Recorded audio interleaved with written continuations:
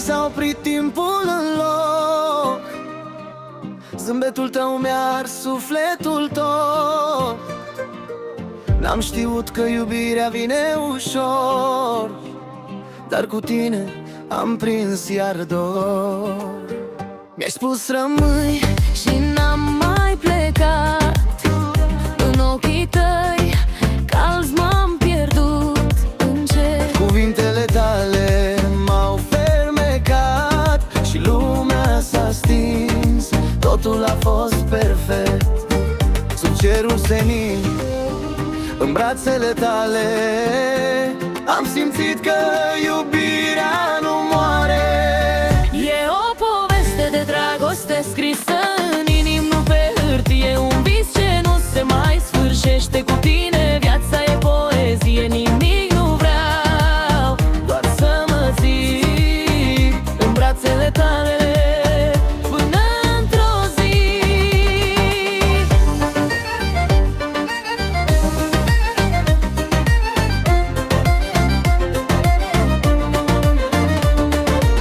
Tu ești motivul pentru care zâmbesc. Când plouă afară, tu mi soare. În ochii tăi sincer mă regăsesc și nu mai vreau să-mi fie doare. Cu tine iubirea nu are sfârșit. E tot ce-am visat și n-am avut tu. E o poveste de dragoste scrisă în inim, nu pe hârtie. Un vis ce nu se mai sfârșește. Cu tine viața e poezie, nimic nu vreau, doar să mă ții în brațele tale până într-o zi.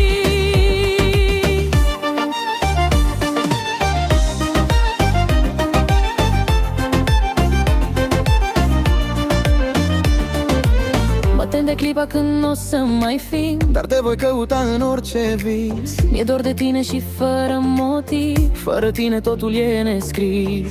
Să fim iar doi sub luna cea plină,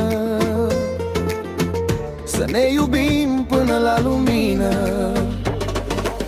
E o poveste de dragoste scrisă în stele